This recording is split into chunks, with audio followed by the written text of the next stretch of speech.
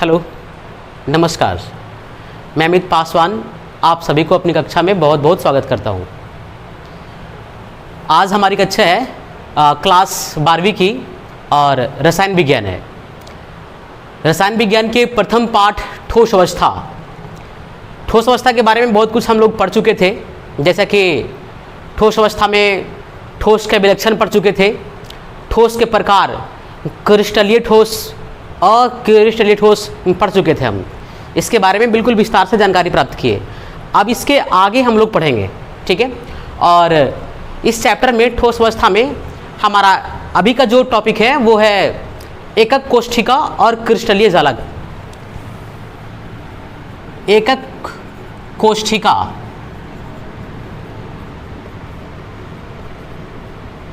और क्रिस्टलीय जालक।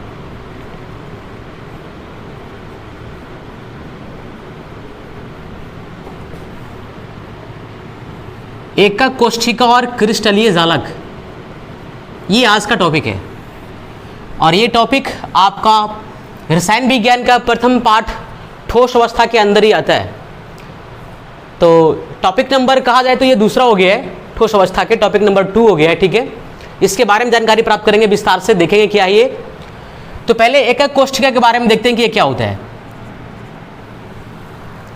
एकक कोष्ठिका वह छोटी से छोटी भाग है, वह छोटी से छोटी इकाई है जिसके एक निश्चित पुनरावृत्ति क्रम में सजे रहने से क्रिस्टल जालक का निर्माण होता है। हाँ, एकक कोष्ठिका जो है वह छोटा से छोटा भाग है जिसके एक निश्चित क्रम में सजे रहने से एकक क्रिस्टलीय जालक का निर्माण होता है। तो कह सकते हैं कि एकक कोष्ठिका जो है वो क्रिस्टलीय जालक की इकाई है। वह छोटा से छोटा भाग जिसके एक निश्चित क्रम में सजे रहने से, व्यवस्थित रहने से संपूर्ण क्रिस्टलीय जालक का निर्माण होता है, उसको बोलते हैं एकक कोष्ठिका। चलिए इसका परिभाषा लिखते हैं। वह छोटी से छोटी भाग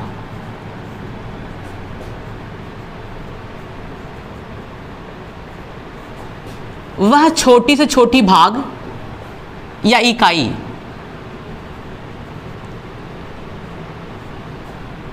जिससे संपूर्ण क्रिस्टलीय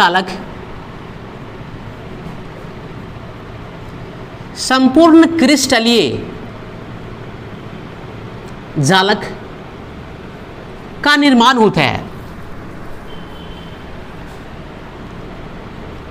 निर्माण होता है,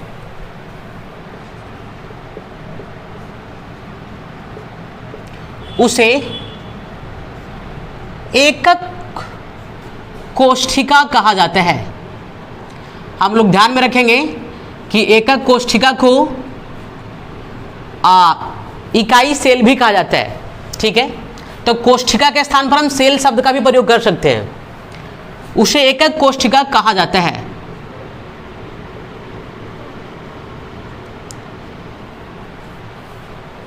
वह छोटी से छोटी भाग, वह इकाई जिससे संपूर्ण क्रिस्टलीय जालक का निर्माण होता है, उसे हम एकक कोष्ठिका कहते हैं या फिर उसे एकक कोष्ठिका कहा जाता है, ठीक है। अब जैसे में देखते हैं, जैसे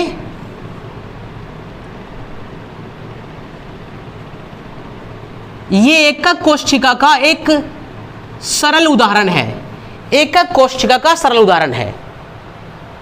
इसी एकक कोष्ठिका से संपूर्ण क्रिस्टलीय जालक का निर्माण होता है।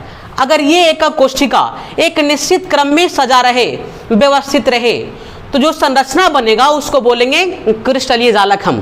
चलिए तो अगला हम देखते हैं कि क्रिस्टलीय जालक क्या होता है। क्रिस्टलीय जालक, तो ध्यान रखिएगा, जैसे कि अभी हमने बताया आपको कि ये एकक कोष्ठिका अगर एक निश्चित क्रम में सजा रहेगा, एक निश्चित क्रम में पुनरावृत्त रहेगा, व्यवस्थित रहेगा, तो जो जटिल संरचना बनता है उस जटिल संरचना को, उस तंत्र को हम क्रिस्टलीय जालक कहते हैं।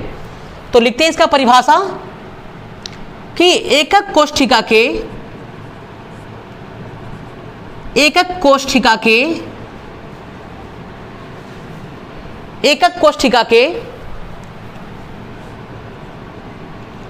एक निश्चित क्रम में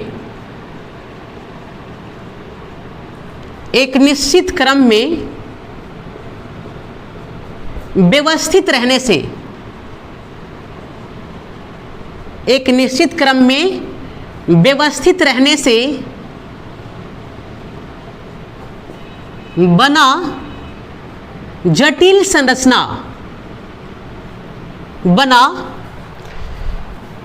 जटिल संरचना को क्रिस्टलीय जालक कहते हैं। क्रिस्टलीय जालक कहते हैं।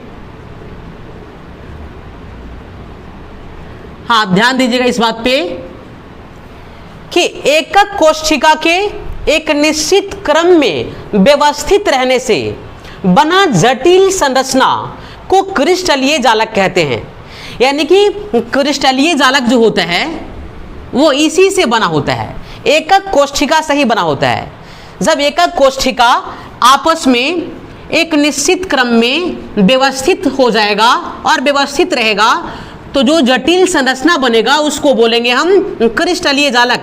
जैसा कि आपको इस संरचना में दिखा रहे हैं, इस चित्र में दिखा रहे हैं कि क्रिस्टलीय जालक किस प्रकार होता है, किस प्रकार एकक कोशिका जो है आपस में एक निश्चित क्रम में व्यवस्थित होकर के और क्रिस्टलीय जालक का निर्माण करता है।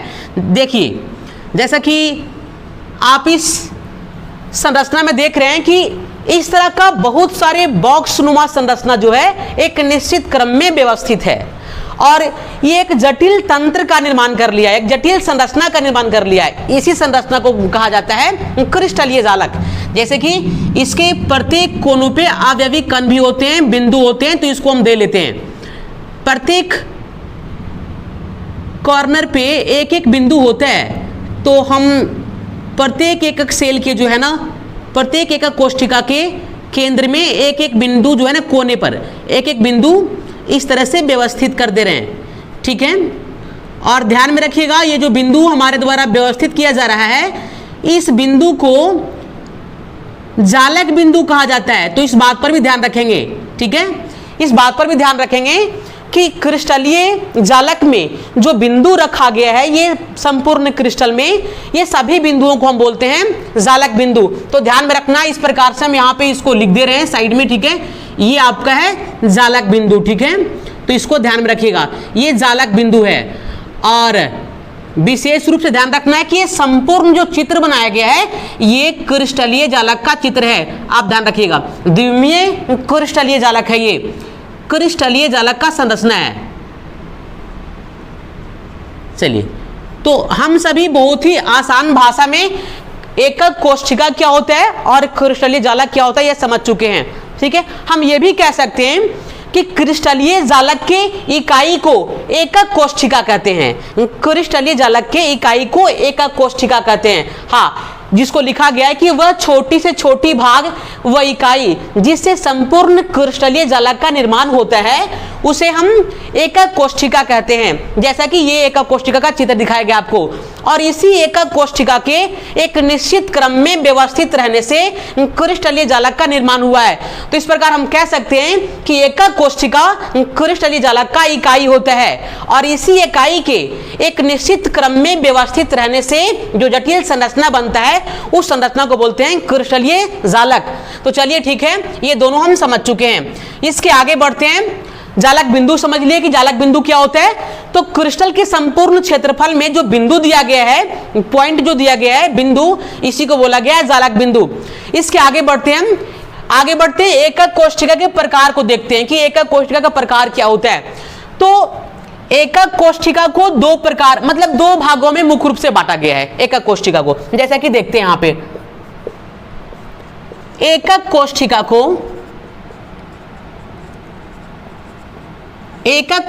को दो भागों में बांटा गया है, मुख्यतः दो भागों में बांटा गया है, दो भागों में बांटा गया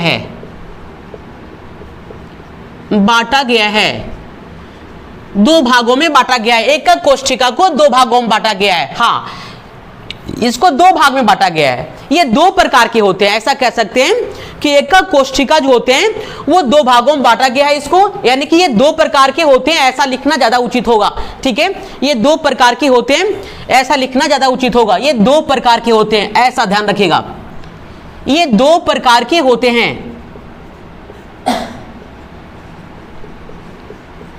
ये दो प्रकार के होते हैं। चलिए, ये पहला आप देखेंगे हम लोग, पहला प्रकार क्या है? तो पहला है अभाज्य एकक सेल। हाँ, अभाज्य एकक सेल पहला प्रकार है,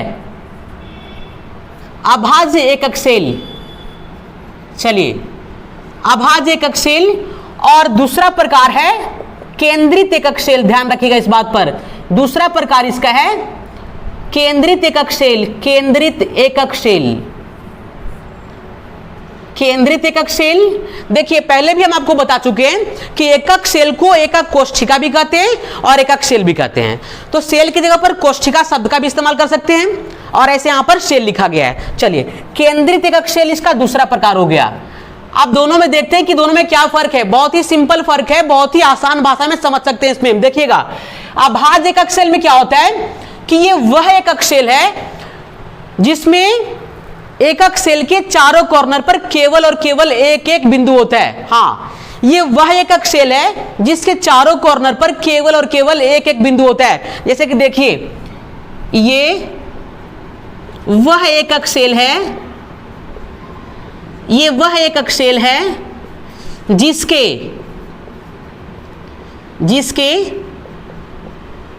चारों या फिर जिसके प्रत्येक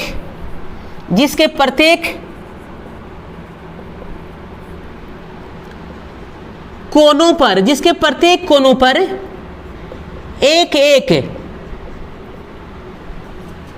बिंदु होते हैं, एक एक बिंदु होते हैं। ध्यान रखिएगा, जैसे कि अब इसमें जैसे में लिख सकते हैं, जैसे ये देखिए, ये आपका हो गया अभाज्य एकक सेल का संरचना। हाँ, क्या लिखा गया है कि ये वह एकक सेल है जिसके प्रत्येक कोनों पर एक एक बिंदु होते हैं। तो एक एक बिंदु हम ऐसे करके दर्शा देते हैं, एक एक बिंदु होते हैं, मात्र एक एक बिंदु होते हैं कॉर्नर पर, केवल चारों कॉर्नर पर, प्रत्येक कॉर्नर पर एक एक बिंदु होगा। तो ये हो गया अभाज्य एकक सेल का मतलब एक उदाहरण हो गया। ठीक है, अब चलते हैं केंद्रित एकक सेल में। तो केंद्रित एकक सेल वैसा एकक सेल होता है जिसमें एकक सेल के चारों कॉर्नर पर एक एक बिंदु तो होता ही है, लेकिन सेल के बीच में भी एक बिंदु होता है। एकक कोष्ठिका के बीच में भी, केंद्र में भी एक बिंदु होता है। हाँ, ऐसे ही दिया गया है एकक सेल, तो इसके अगर बीच में एक बिंदु डाल देते हैं तो ये हो जाएगा केंद्रित एकक सेल। ठीक है, तो लिखते हैं इसका परिभाषा। ये वह एकक सेल है, ये वह एकक सेल है जिसके प्रत्येक कोनों पर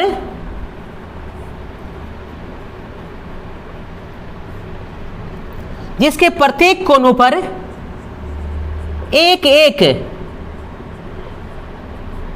बिंदु के अलावे बीच में भी एक बिंदु होता है, एक बिंदु होता है। हाँ, बीच में भी एक बिंदु होता है। जैसे कि देखते हैं, जैसे ये रहा आपका केंद्रित एकक सेल, अंतः केंद्रित एकक सेल का उदाहरण। जैसे में चारों कॉर्नर पर, प्रत्येक कॉर्नर पर एक एक अवयविकन, एक एक बिंदु, और इसके अलावे कहां तो बीच में भी एक बिंदु होता है, बीच में भी एक बिंदु होता है। चलिए, तो हम लोग समझ चुके हैं कि एकक कोष्ठिका के दो प्रकार होते हैं, और एक हो गया अभाज्य एकक सेल और एक होता है केंद्रित एकक सेल। ठीक है, अभाज्य एकक सेल में केवल एकक कोष्ठिका के प्रत्येक कॉर्नर पर एक एक बिंदु होता है, लेकिन केंद्रित एकक सेल में एकक सेल के प्रत्येक कॉर्नर पर एक एक बिंदु के अलावे बीच में भी एक बिंदु होता है, ये आप ध्यान में रखेंगे। ठीक है, इतना हम लोग समझ चुके हैं, तो आगे बढ़ेंगे इसको मिटाते हुए। ठीक है,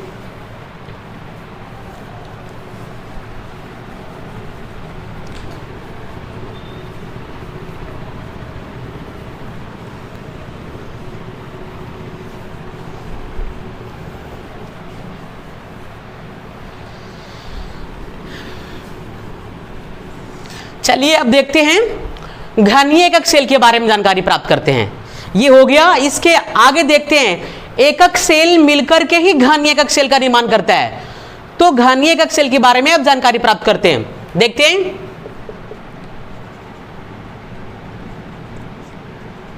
घनीय एकक सेल का प्रकार, घनीय एकक सेल का प्रकार। तो घनीय एकक सेल को मुख्यतः 3 भागों में बांटा गया है। हाँ, घनीय एकक सेल मुख्य रूप से 3 प्रकार के होते हैं, आप ध्यान में रखिएगा, 3 प्रकार के होते हैं। घनीय एकक सेल मुख्य रूप से 3 प्रकार के होते हैं, और इसके पहले प्रकार के बारे में देखेंगे कि पहला प्रकार कौन होता है। तो पहला प्रकार है सिंपल क्यूबिक एकक सेल। हाँ, सिंपल क्यूबिक एकक सेल। यहां पे सिंपल क्यूबिक मतलब घनीय एकक सेल, घनीय, क्यूब मतलब घन होता है ना, तो सिंपल क्यूबिक एकक सेल कहने का मतलब हो गया सिंपल घनीय एकक सेल। ठीक है, तो पहला प्रकार है सिंपल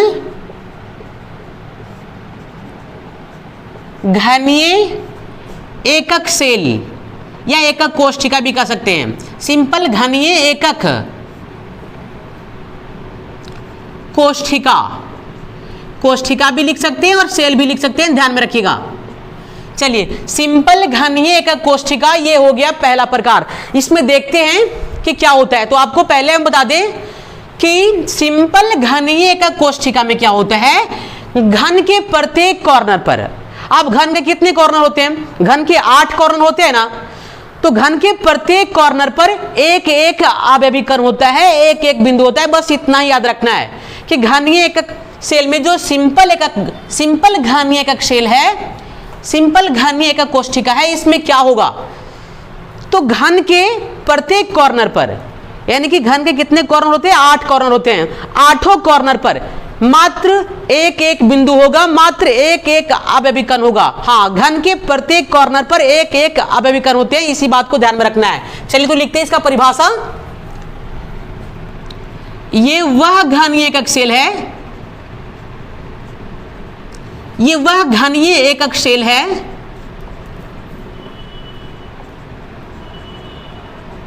जिसके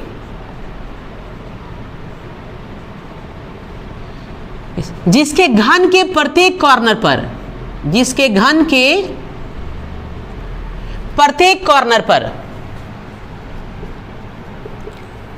प्रत्येक कॉर्नर मतलब 8 कॉर्नर पर, प्रत्येक कॉर्नर पर एक एक अवयवी कण, अवयवी कण मतलब एक एक बिंदु भी लिख सकते हैं, एक एक अवयवी कण होते हैं, एक एक अवयवी कण होते हैं। चलिए ये ध्यान में रखिएगा। लेकिन प्रत्येक कण जो होता है वो 8 एकक सेलों के साथ साझेदारी करता है। आप ध्यान रखिएगा कि घन के प्रत्येक कॉर्नर पर एक एक अवयवी कण होते हैं, लेकिन प्रत्येक अवयवी कण 8 एकक सेलों के साथ साझेदारी करता है, 8 एकक सेलों के साथ मिला हुआ रहता है। तो इस बात को ध्यान में रखिएगा, ये ऑब्जेक्टिव में बहुत इंपॉर्टेंट है। चलिए तो इसमें लिखेंगे कि इसके प्रत्येक अवयवी कण, इसके प्रत्येक अवयवी कण, इसके प्रत्येक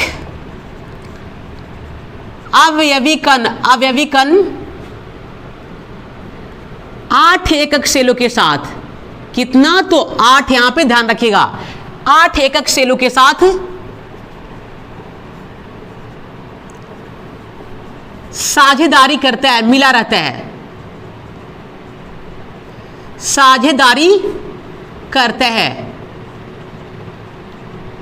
अब आप ही बताइए कि अगर प्रत्येक कण 8 एकक सेलों के साथ मिला रहे तो प्रत्येक कण का कितना भाग एक सेल के साथ में होगा? तो प्रत्येक कण का जो है 1/8वां भाग ही मात्र एक एकक सेल के साथ में रहेगा। चूंकि प्रत्येक कण कितने एकक सेलों के साथ साझेदारी कर रहा है? 8 एकक सेलों के साथ। तो प्रत्येक कण का मात्र 1/8वां भाग ही इस एकक सेल में रहता है। तो ध्यान रखिएगा, इसको भी लिखना जरूरी है कि इस प्रकार प्रत्येक कण का, प्रत्येक अवयवी कण का, प्रत्येक कण का मात्र 1/8वां भाग, इसको ध्यान में रखिएगा, 1/8वां भाग ही इस एकक सेल में रहता है, इस घनीय एकक सेल में रहता है।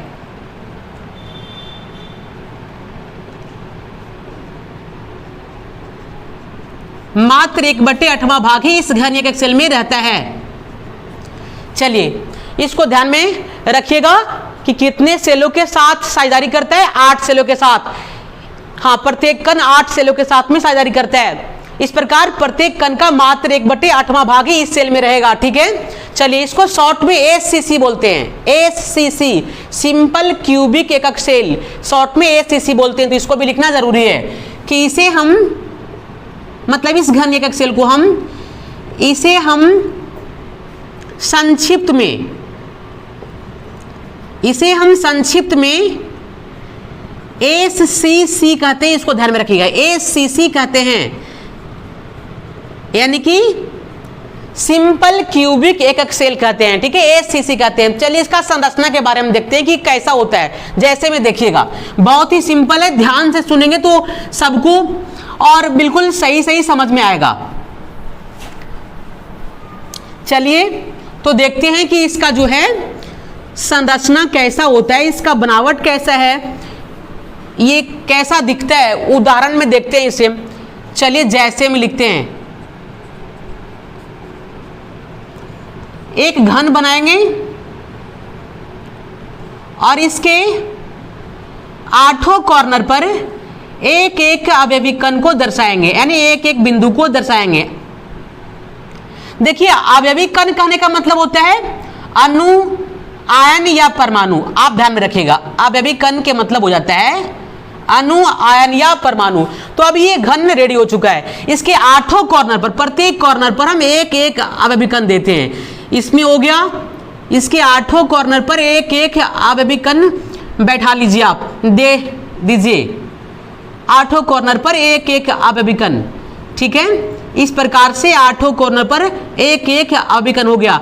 अब ये जो संरचना बन गया है, ये बन गया है सिंपल घनीय एकक सेल का हो गया है। ठीक है, सिंपल घनीय एकक सेल भी कर सकते हैं, कोशिका भी कर सकते हैं। तो ये आपका हो गया एससीसी का उदाहरण, सिंपल क्यूबिक एकक सेल का उदाहरण, यानी कि सिंपल घनीय एकक सेल का, एकक कोशिका का उदाहरण हो गया। चलिए एससीसी शॉर्ट में बोलते हैं।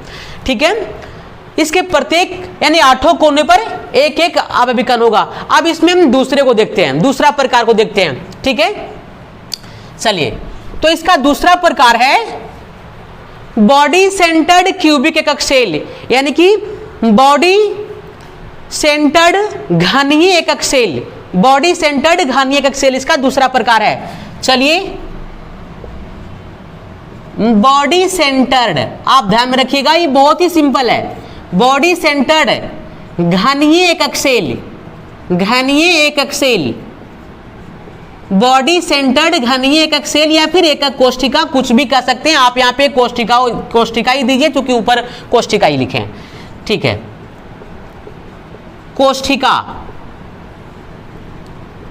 ये हो गया बॉडी सेंटर्ड घनीय एकक कोशिका। बहुत ही सिंपल है, ध्यान रखिएगा। जैसा कि एससीसी में हम लिखे हैं सिंपल घनीय एकक कोशिका में कि 8 कॉर्नर पर एक एक बिंदु होता है, और इसमें क्या होता है कि 8 कॉर्नर पर तो होता ही है, लेकिन एक बीच में भी होता है, एक बॉडी में भी होता है, बॉडी के अंदर केंद्र में भी होता है। ठीक है, अगर इसके बीच में हम एक बिंदु बैठा देना तो ये हो जाएगा क्या, ये हो जाएगा बॉडी सेंटर्ड घनीय एकक कोशिका हो जाएगा। ठीक है, यानी कि बॉडी सेंटर्ड घनीय एकक कोशिका वह घनीय एकक सेल है या एकक कोशिका है जिसके प्रत्येक 8 कॉर्नर पर एक एक अवयवी कण तो होते ही हैं, एक एक बिंदु तो होते ही हैं, लेकिन घन के बीच में भी, केंद्र में भी, बॉडी में भी एक बिंदु होता है, एक अवयवी कण होता है। तो ठीक है, इसका परिभाषा लिखेंगे हम लोग।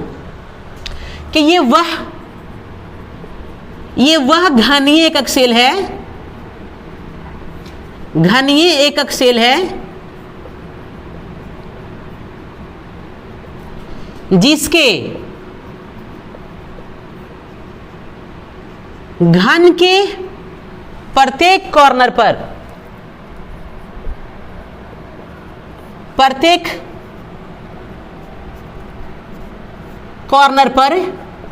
एक एक अवयवी कण होते हैं,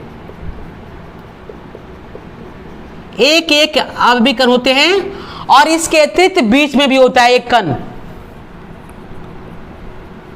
और इसके अतिरिक्त मतलब इसके अलावे घन के केंद्र में, घन के केंद्र में भी एक बिंदु होता है, एक अवयवी कण या बिंदु होता है। चलिए, घन के बीच में भी एक बिंदु होता है। अब इसको शॉर्ट में क्या बोलते हैं, तो ध्यान रखिएगा, बॉडी सेंटर्ड घनीय एकक सेल या एकक कोशिका को शॉर्ट में हम बीसीसी कहते हैं। तो लिखिए, इसे संक्षिप्त में बीसीसी कहा जाता है, बीसीसी कहा जाता है। बीसीसी कहने का मतलब हो गया बॉडी सेंटर्ड क्यूबिक एकक सेल, बीसीसी कहा जाता है शॉर्ट में इसे, ठीक है, संक्षिप्त में कहा जाता है बीसीसी। चलिए, अब इसका संरचना देखते हैं कि कैसा इसका संरचना होता है। तो घन के प्रत्येक कॉर्नर पर एक एक बिंदु के अलावे बीच में भी एक बिंदु रहेगा, इस बात पर ध्यान रखेंगे।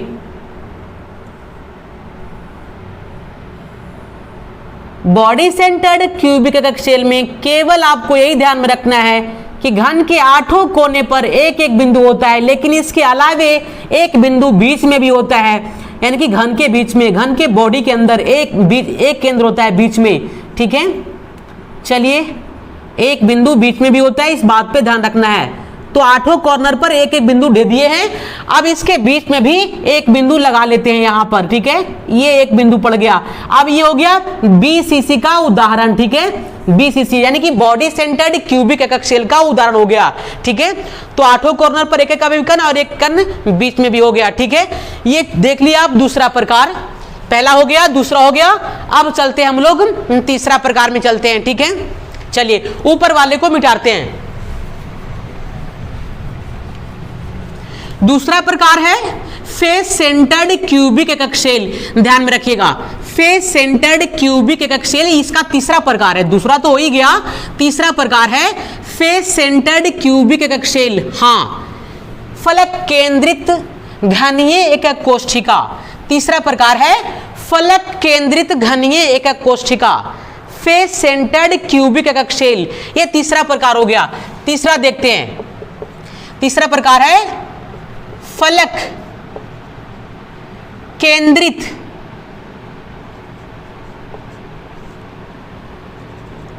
घनीय एकक कोशिका,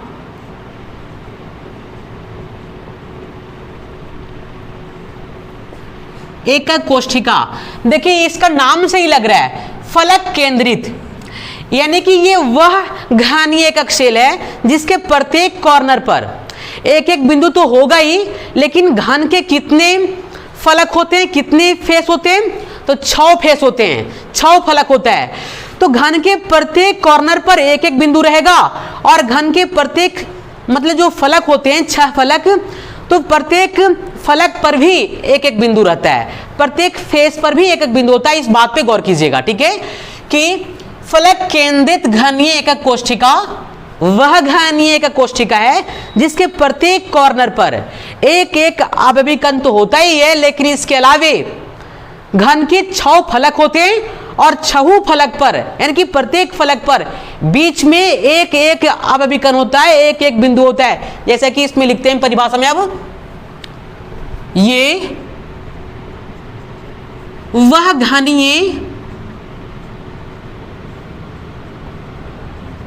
एकक कोशिका है, ये वह घनीय एकक कोशिका है जिसके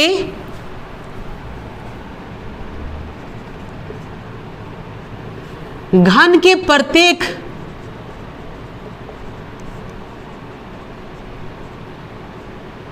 कॉर्नर पर एक एक अवयवी कण होता है, एक एक अवयवी कण यानी कि बिंदु होता है, लेकिन इसके अतिरिक्त फेस पर भी होता है, प्रत्येक फेस पर होता है। और इसके अलावे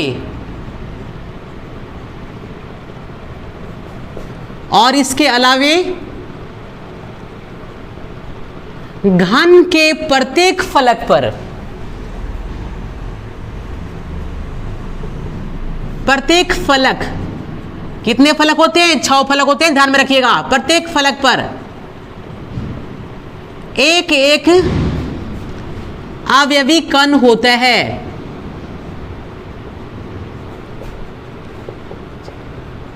प्रत्येक फलक के बीच में भी एक एक अवयवी कण होता है।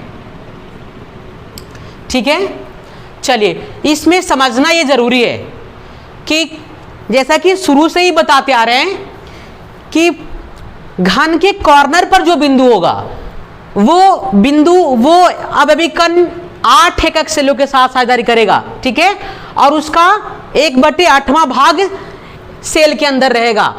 लेकिन ध्यान से सुनिएगा कि इसके फलक पर भी एक एक अवयवी कण है। तो ध्यान से सुनिए कि फलक पर वाला जो अवयवी कण होता है, प्रत्येक फलक के अवयवी कण 2 एकक सेलों के साथ साझेदारी करता है। इस बात पर ध्यान रखेंगे कि प्रत्येक फलक पर का जो अवयवी कण होगा वो 2 एकक सेलों के साथ साझेदारी करता है। अब बताइए कि अगर एक बिंदु एक अवयवी कण 2 एकक सेलों के साथ साझेदारी कर रहा है, मिल रहा है, तो प्रत्येक एकक सेल में उसका कितना भाग रहेगा? 1/2 भाग रहेगा, है ना। तो फलक पर का जो अवयवी कण होता है उसका मात्र 1/2 भाग ही इस सेल के अंदर रहेगा, इस घनीय एकक सेल के अंदर रहेगा, मात्र 1/2 भाग ही। हाँ, फलक पर वाला बिंदु का मात्र 1/2 भाग ही इस सेल के अंदर रहता है। तो इसको लिखना अनिवार्य है। चलिए, इसके फलक के प्रत्येक कण का, कण या अवयवी कण कुछ भी या बिंदु बोल सकते हैं, इसके फलक के प्रत्येक कण का मतलब इसके फलक के प्रत्येक कण 2 एकक सेलों के साथ साझेदारी करता है। ऐसा लिखते हैं पहले, 2 एकक सेलों के साथ।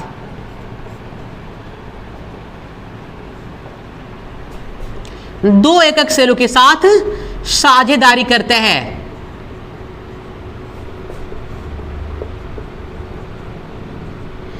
अब इस प्रकार कितना भाग रहेगा इसका इस सेल में? तो इस प्रकार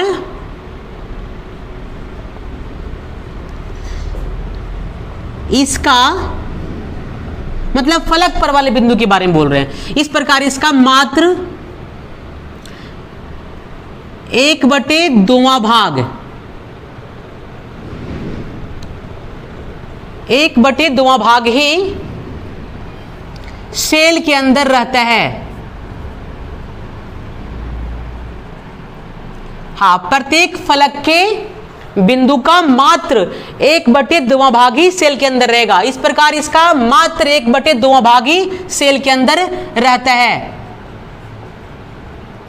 चलिए, ये हो गया। अब देखते हैं कि फलक केंद्रित घनीय एकक सेल को यानी एकक कोशिका को हम संक्षिप्त में क्या कहते हैं? एफसीसी कहते हैं। एफसीसी ध्यान में रखिएगा। इसे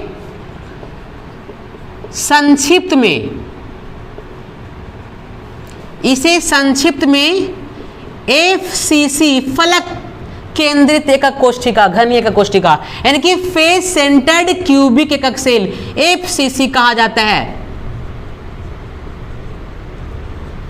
चलिए, इसे संक्षिप्त में एफसीसी कहा जाता है। चलिए, इसका जैसे में देखते हैं संरचना कैसा बनेगा। जैसे तो इसमें पहले हम क्या करेंगे, जैसे कि करते आ रहे हैं, प्रत्येक घन को पा रहे हैं, घन के 8 कॉर्नर पर एक एक बिंदु। चलिए तो पहले घन का चित्र पार लेते हैं।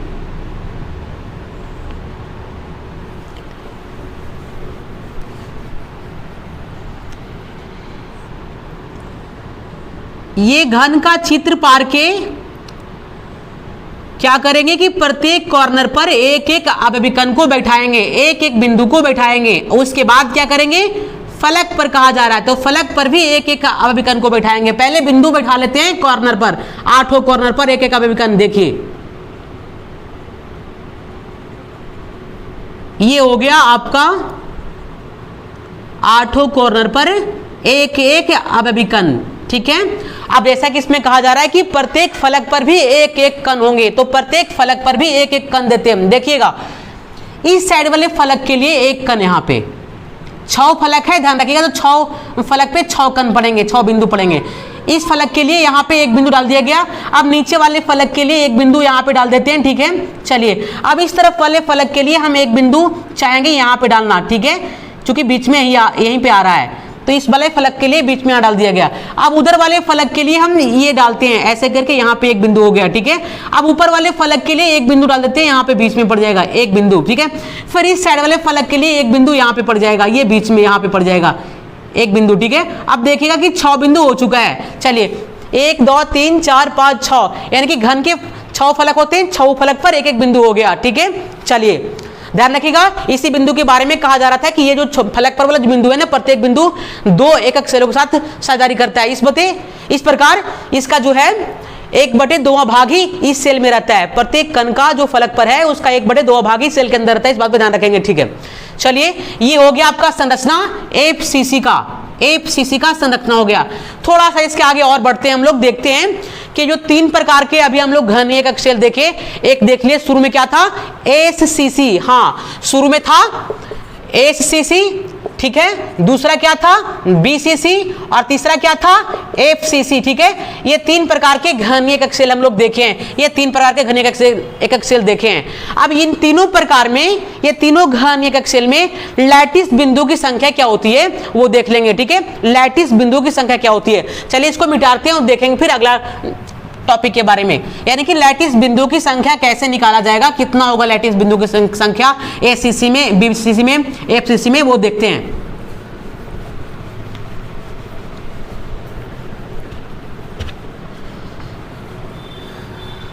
लैटिस बिंदुओं की संख्या निकालेंगे हम, ठीक है, कि लैटिस बिंदुओं की संख्या प्रत्येक घनीय एकक सेल में कितना कितना होता है, लैटिस बिंदुओं की संख्या। चलिए तो टॉपिक क्या आ गया फिर, लैटिस बिंदुओं की संख्या।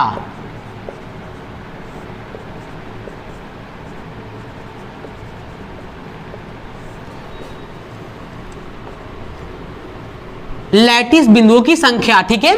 तो सबसे पहले हम एसीसी में निकालेंगे, एसीसी में लैटिस बिंदुओं की संख्या, ठीक है।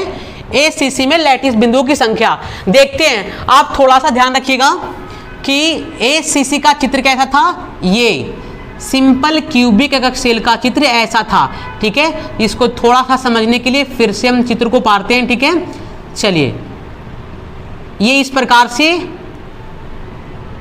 सिंपल घनीय एकक सेल का चित्र हो गया, ठीक है।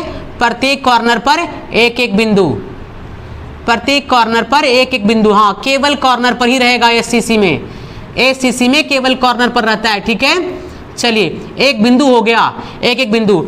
आपको हम बताए थे कि प्रत्येक बिंदु 8 एकक सेलों के साथ साझेदारी करता है, 8 एकक सेलों के साथ। इस प्रकार प्रत्येक बिंदु का मात्र 1/8वां भाग ही इस सेल के अंदर रहेगा, प्रत्येक बिंदु का मात्र 1/8वां भाग ही इस सेल के अंदर रहेगा, ठीक है। तो 8 कॉर्नर है, 8 बिंदु है, और 8 का मात्र 1/8वां भाग ही इस सेल के अंदर है।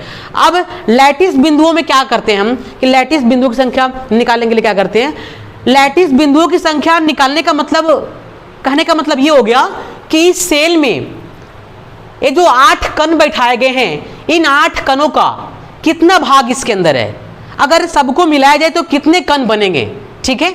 तो चलिए आप एसीसी में प्रत्येक कॉर्नर पर एक एक बिंदु है, और उसका 1/8वां भाग ही सेल के अंदर है। तो पहले देंगे एसीसी में लैटिस बिंदु की संख्या निकालने के लिए प्रत्येक बिंदु का कितना भाग है, 1/8वां भाग। बहुत ही आसान है, देखिएगा 1/8वां भाग ही इस सेल के अंदर है, तो 1/8वां लिख दिए। और कितना कॉर्नर है, कितने बिंदु हैं, तो 8 बिंदु हैं, ठीक है 8 बिंदु है। और 8 बिंदुओं का प्रत्येक बिंदुओं का कितना भाग सेल के अंदर है, 1/8वां भाग ही सेल के अंदर है।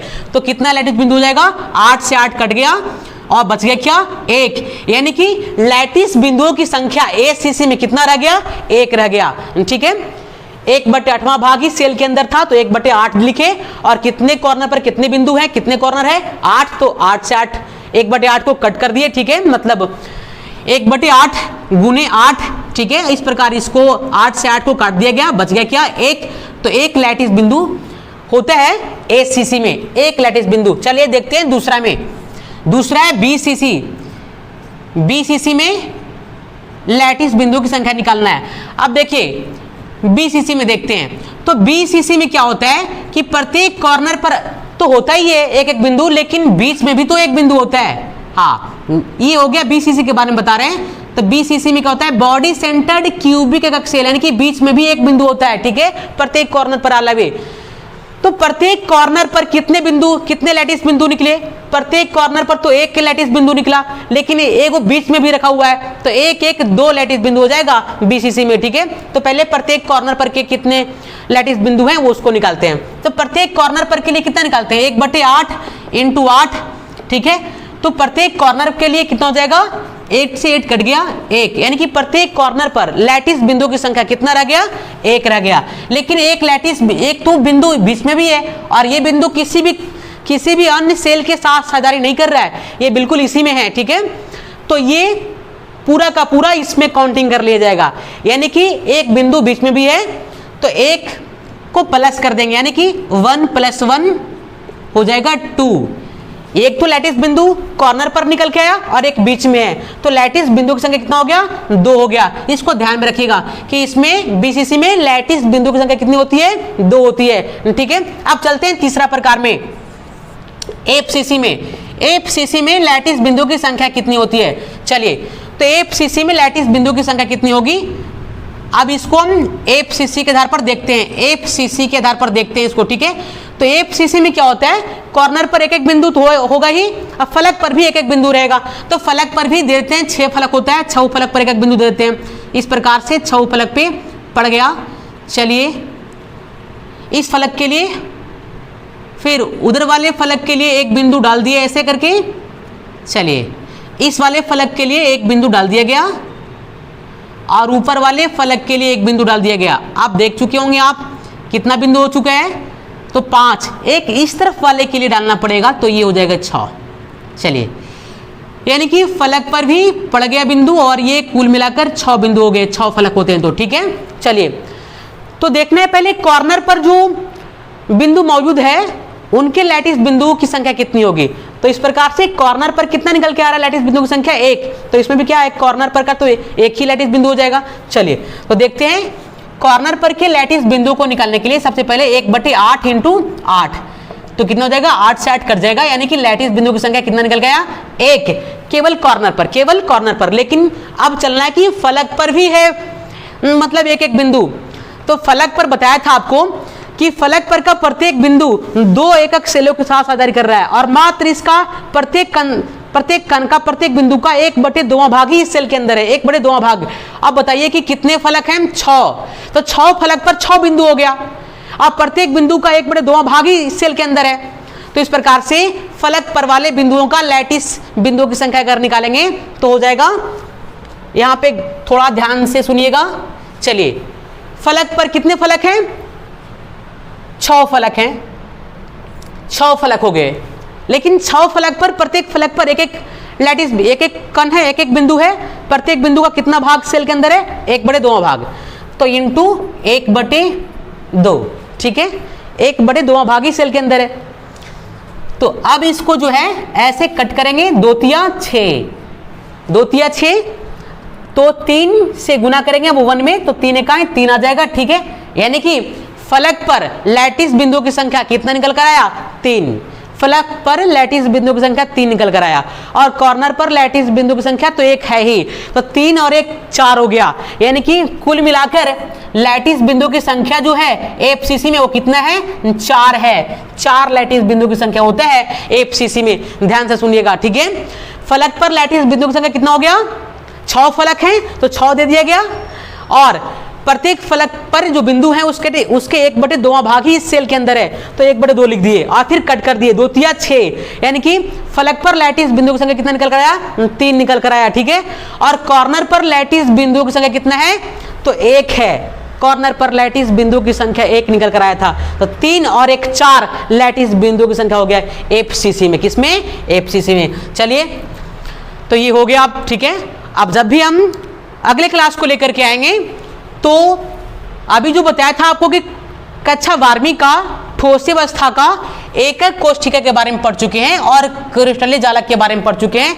इसके आगे का जो टॉपिक है वो लेकर आएंगे तो जब तक आप सब इसे कंठाग्र करके रहिएगा। That's all.